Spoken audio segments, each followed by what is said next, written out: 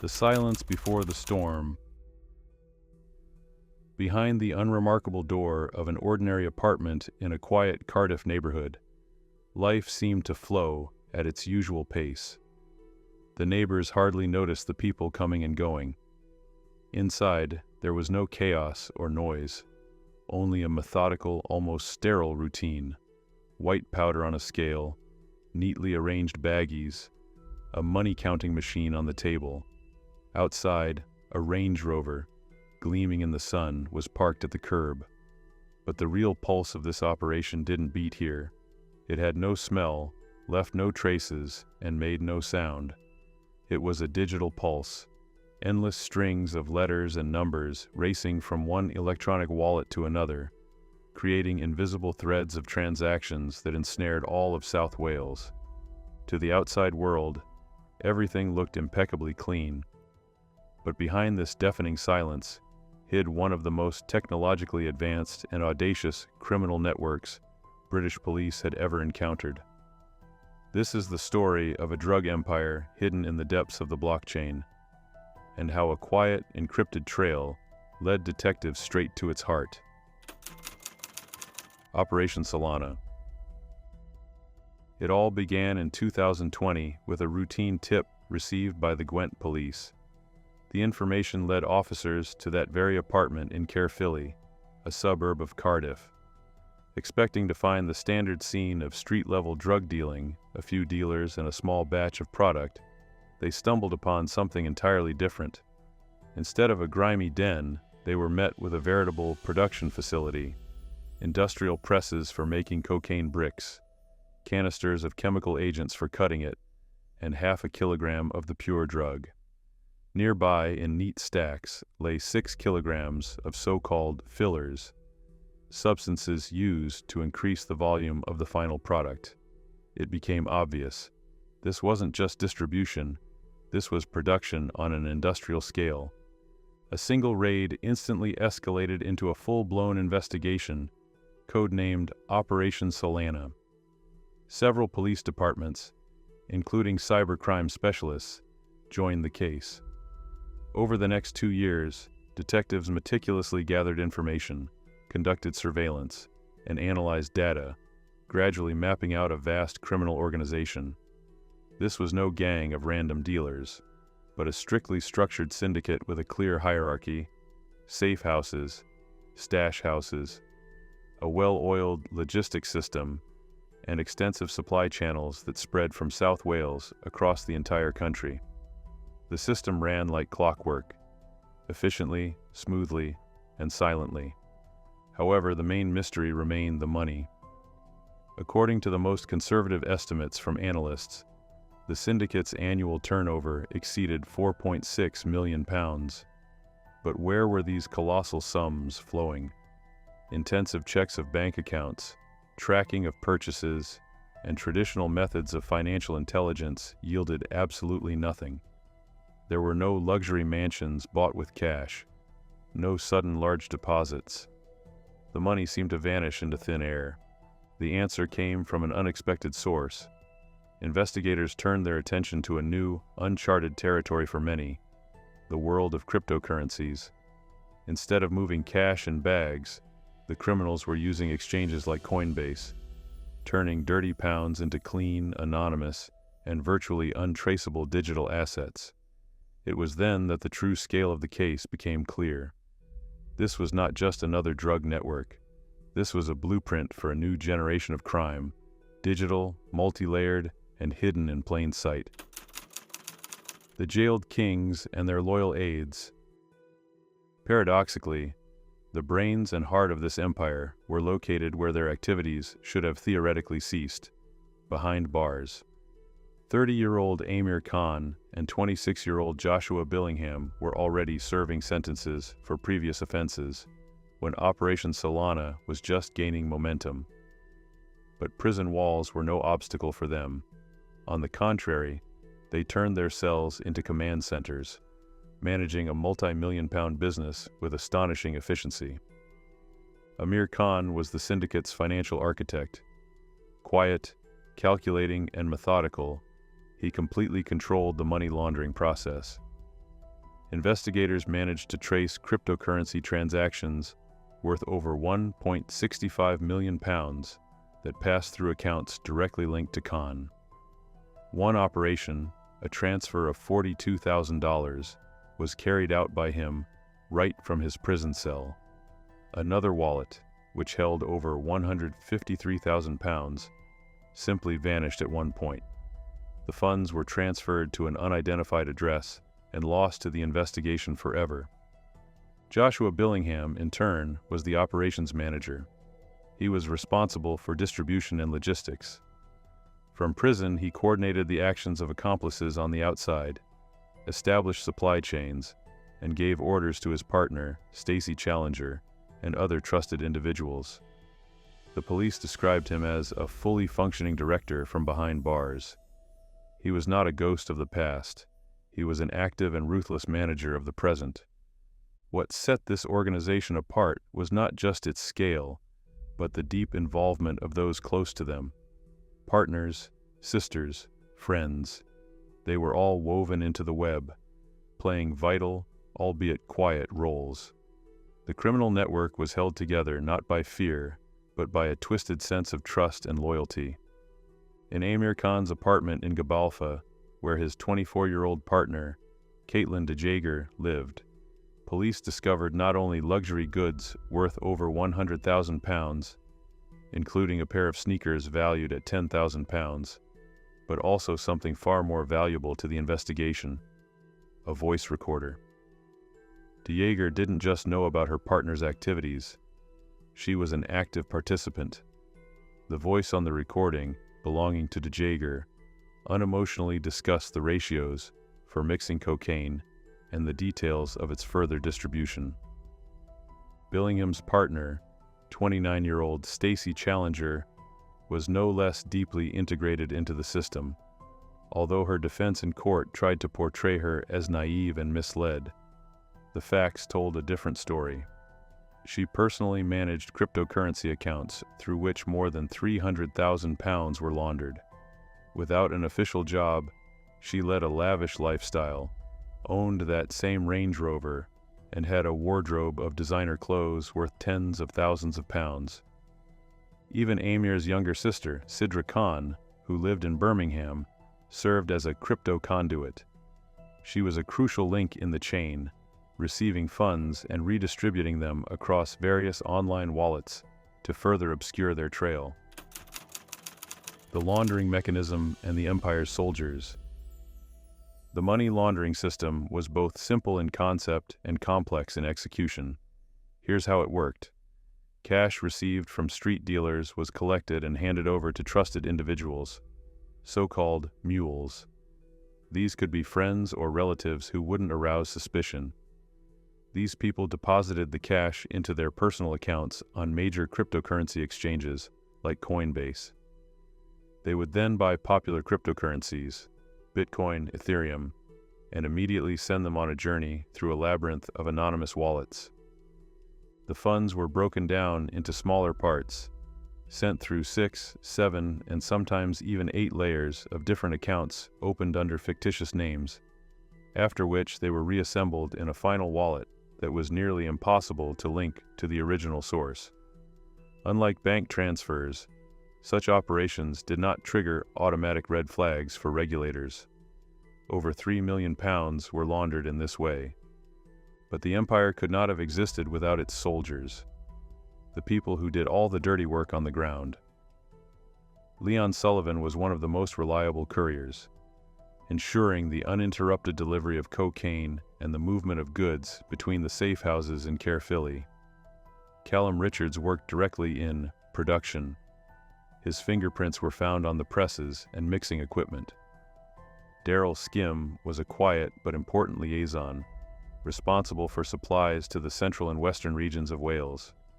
Matthew Dean, another logistics man, handled deliveries to the most remote points of the network. Joshua Collins was a jack of all trades, involved in both drug distribution and helping to launder the profits through crypto accounts. Finally, there were the digital hands, like Sammy Riemann, who specialized in fast, small transactions from phone to phone. maintaining a continuous flow of laundered funds, and the youngest member, Ian Kidley, who served as a low-level courier. They were all cogs in a huge, well-oiled machine. Digital fingerprints and the collapse. Initially, the investigation hit a dead end. There were no fingerprints on the banknotes because there were no banknotes. There were no traces on paper wallets because all the wallets were digital. There was only the silence of data, but the Gwent police did not give up. Their cybercrime unit, reinforced by forensic specialists, began a long and painstaking process. It was a battle of patience against anonymity. They tracked transactions not by names, but by patterns. Each transfer left behind a digital fingerprint, an IP address, a timestamp, a device identifier. The criminals considered themselves invincible, but made a series of amateur mistakes. They used the same Wi-Fi network to access different wallets, left traces in metadata, and most importantly, underestimated the police's ability to recover data. The turning point came from working with the Coinbase exchange. Account verification required documents, and recovering access required email addresses and phone numbers. Slowly, step by step, detectives began to link the anonymous wallets to real people. The blockchain, which was supposed to guarantee anonymity, finally began to speak. And it told a comprehensive story: who received what, when, and how much, where they transferred it, and where the funds ended up. The digital fingerprints the gang thought were invisible were, in fact, everywhere. In the pre-dawn quiet of January 2023, Operation Solana entered its final cinematic phase. A series of coordinated raids began. Detectives knocked on the door of the Gabalfa apartment, where they found Caitlin DeJager packing boxes. Leon Sullivan was arrested in the parking lot of a municipal housing complex, sitting behind the wheel of his car. Daryl Skim and Callum Richards were taken into custody at different safe houses. Matthew Dean was pulled from a delivery van on the outskirts of Newport. Stacy Challenger was arrested at her home, holding the keys to her Range Rover. Amir Khan and Joshua Billingham were served with their charges directly in their prison cells. By July 2023, the entire 12-person network had been decapitated. Justice in the digital age. On July 27th and 28th, 2023, a quiet fell over the Cardiff Crown Court. But the scale of the case presented by the prosecution was deafening. Prosecutors laid out a picture built on encrypted messages, voice recordings, surveillance logs, and, most importantly, the irrefutable trail of cryptocurrency transactions. Most of the defendants pleaded guilty. Judge Jeremy Jenkins, in his sentencing, called the Syndicate a truly staggering drug operation, emphasizing its industrial scale, sophistication, and shameless use of friends and family as financial shields. The sentences were harsh. Joshua Billingham, as one of the key managers, received 20 years and 7 months in prison. Amir Khan, the financial mastermind, was sentenced to 15 years. The other members received sentences ranging from 11 years to suspended sentences, depending on their roles. The Operation Solana case became more than just another police victory over drug traffickers. It became a landmark event, demonstrating how the criminal world is evolving and mastering the most advanced technologies.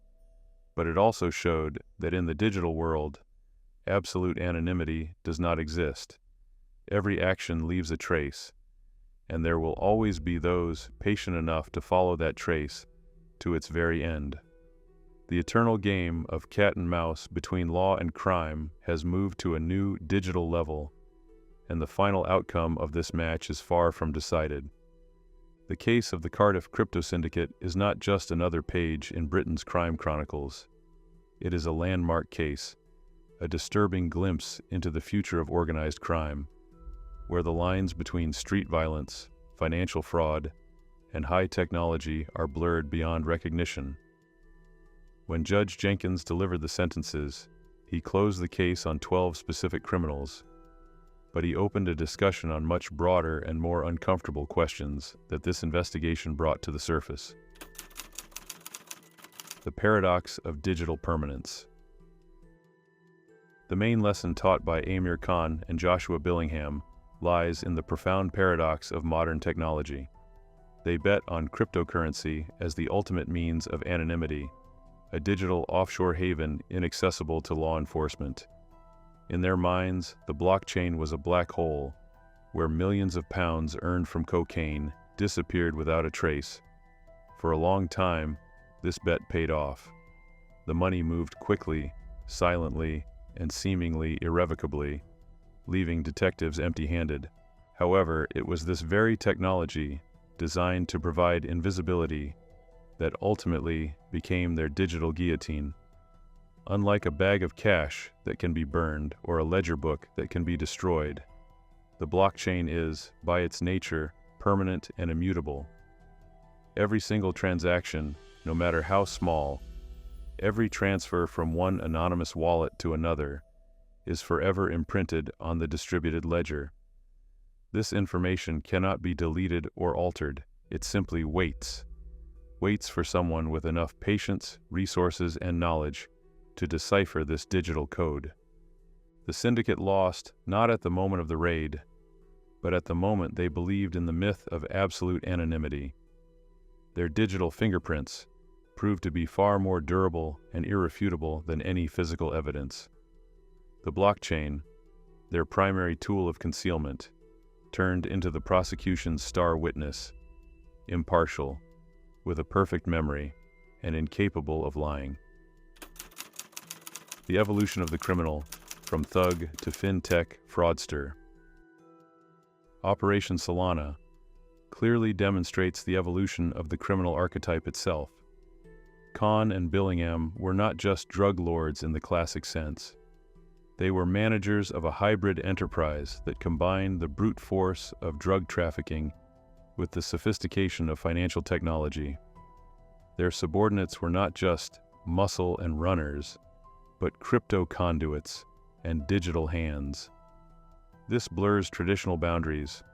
Crime ceases to be local. Sitting in a prison cell in the United Kingdom, one can manage financial flows that pass through servers in Asia, exchanges in the United States, and anonymous wallets with no geographical ties. This poses a fundamental challenge to a law enforcement system built on the principles of jurisdiction and physical borders. Whose crime is it? Where was it committed? In the apartment in Caerphilly where the cocaine was being mixed, or in cyberspace where the money was being laundered? This case proves that to combat 21st century crime, police need not only batons and handcuffs, but also powerful analytical departments, cybersecurity experts, and financial analysts capable of thinking as unconventionally as the criminals they fight. The battle has moved from the streets to the servers, and not everyone is prepared for this new war.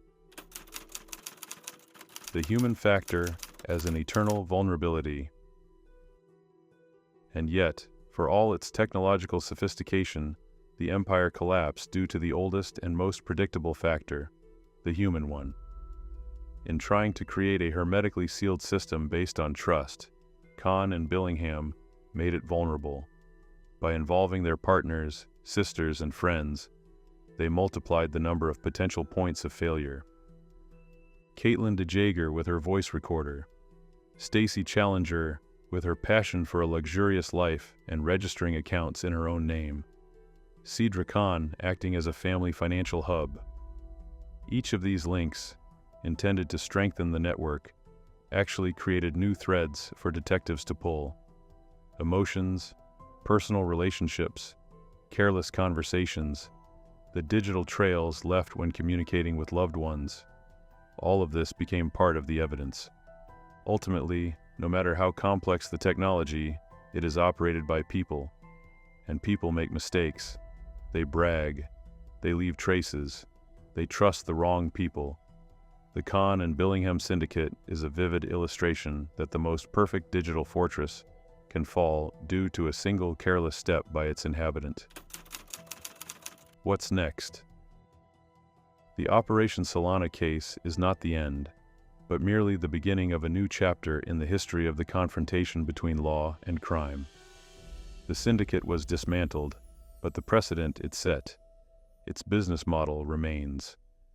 They proved that such a scheme is viable, and now this blueprint can be used by other, more cautious and technologically savvy groups. This case should serve as a wake-up call for lawmakers, regulators, and technology companies. Cryptocurrency exchanges can no longer position themselves as neutral platforms. They are the front line in the fight against money laundering. Laws must adapt to a reality where crimes are committed without borders and without physical contact. And society as a whole needs to realize that the silence of the digital world is deceptive. Behind it may lie activities that undermine the very foundations of our security and financial system. The story of this drug empire teaches us one thing. In the modern world, the most significant crimes are committed in complete silence, and the most indelible traces are invisible to the naked eye. But they are there, and they are waiting, buried in endless lines of code until someone comes along to read their story.